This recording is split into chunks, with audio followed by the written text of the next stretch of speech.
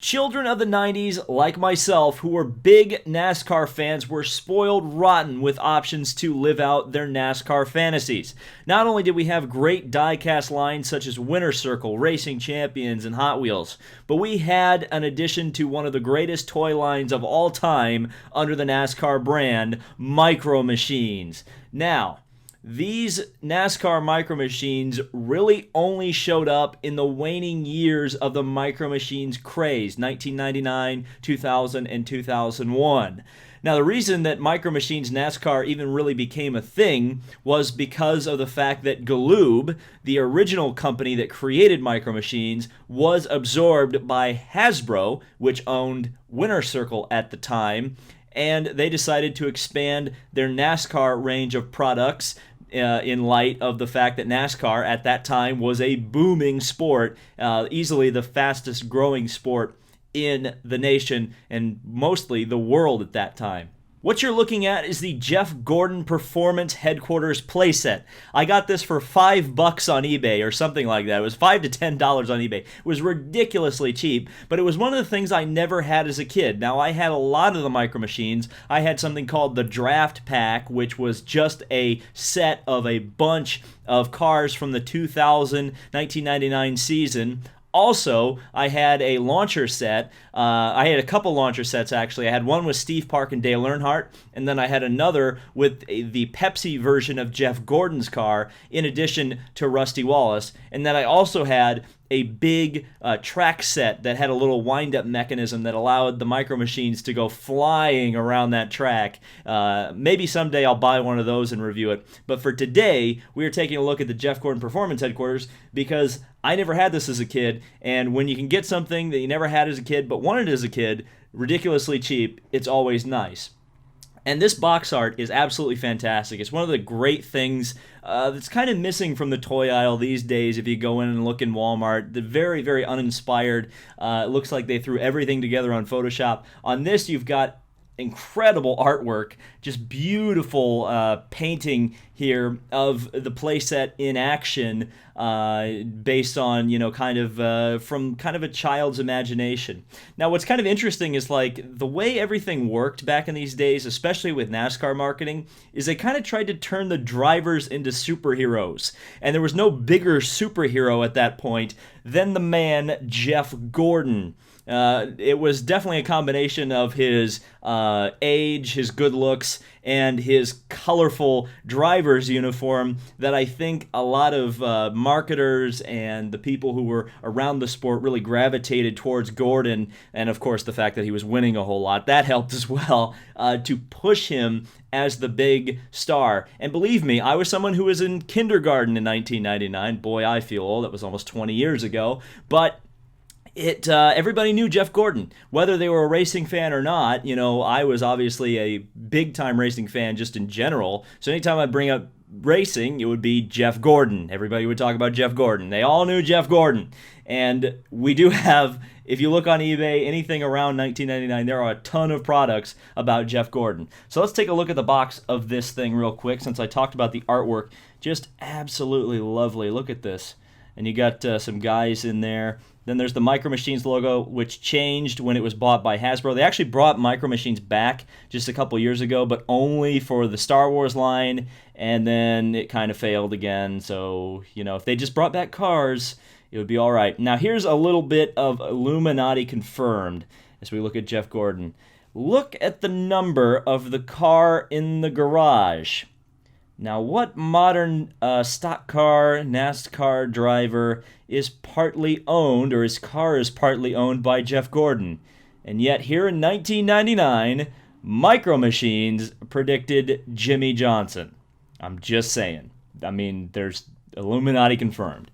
Anyway, let's take a look at the top of the box, where you've got some of the actual product in action. There are two cars included in this playset, and I would assume it is the two they show on the box, the 24 Test Car and the 24 Rainbow Warrior. Over here on the other side, you've got exactly the same, exactly the same, exactly the same. Then on the back, you've got this thing, which was absolutely my number one thing I always wanted and I never got as a kid. Someday I'm going to buy one of these in mint condition. I'll do a video.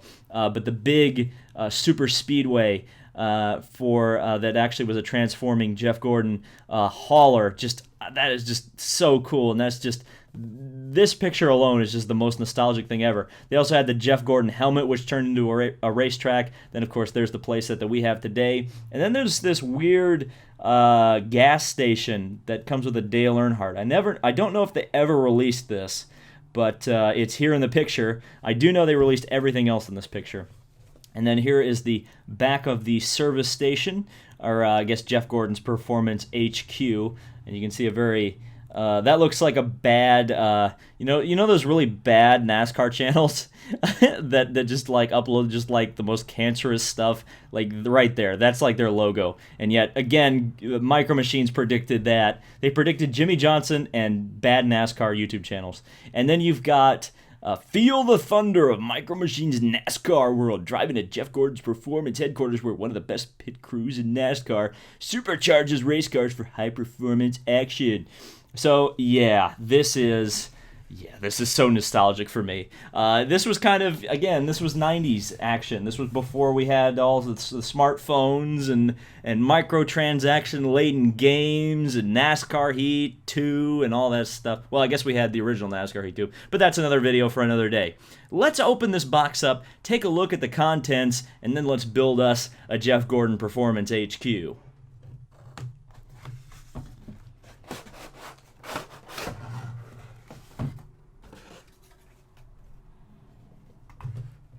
Before we even get out the playset, take a look at this sticker sheet. Look how beautiful some of the artwork is here. Just again, very nostalgic. Never seen the light of day in almost 20 years, but it's going to be seeing its playset. It's going to be mated with its playset for the first time since leaving the factory in China or wherever it was produced. Just lovely.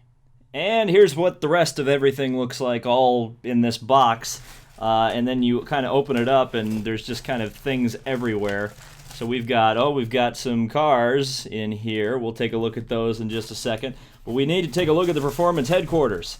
It's just loosely sitting in this box. And it's also in this, I guess it's kind of like a Christmas present your grandma made, because it's in this kind of wrap here. And there you go. There's the Jeff Gordon Performance headquarters. Definitely looking quite a bit plain at the moment, but that's what the stickers are for. So what we're going to do is I'm going to put the stickers on this, but while we're at it, let's take a close look at the cars that are included in the set. So each of the cars come in their own individual little plastic baggie, and this is what they look like when you've freed them from their plastic prisons. So this is probably the main attraction of the set in terms of the cars you get. I think this is one of only about 2 ways you could get a Jeff Gordon Monte Carlo test car in the Micro Machines line. And you can just see how small it is. Look how big my grubby little mitts look when you've got the camera zoomed in this much.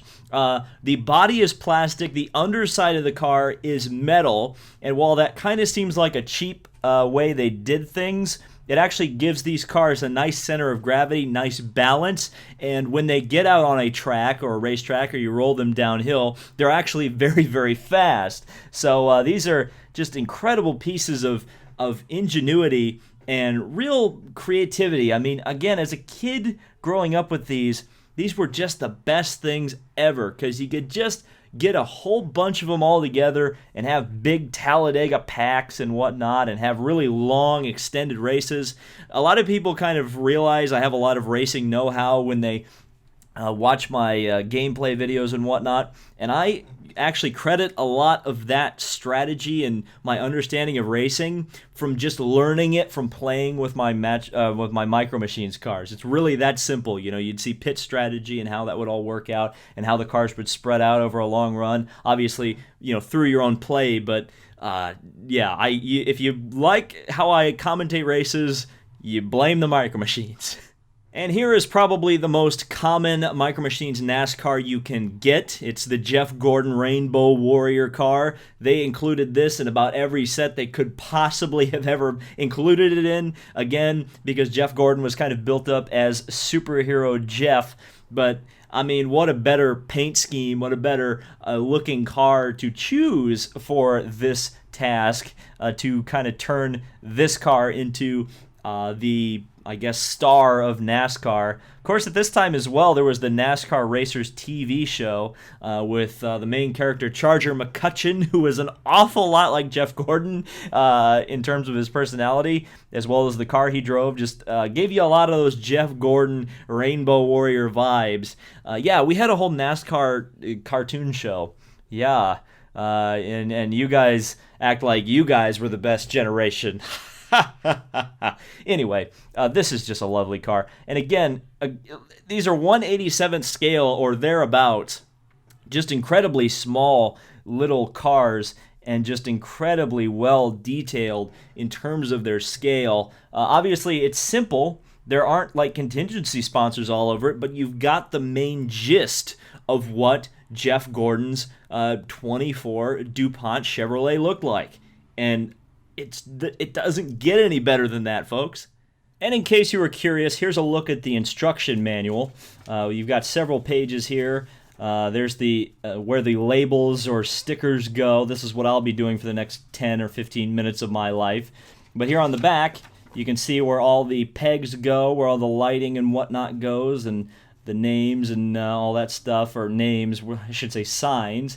And then you've got some play features here as well, like the garage door bays, and the raising and lowering of the cars to make adjustments, as well as the garage door. Not very complicated, but it's stuff we'll be taking a look at momentarily. Oh, it's done. That was torture. But at least I now know what a dad feels like on Christmas when he has to put stickers on all the toys that he buys for his kids.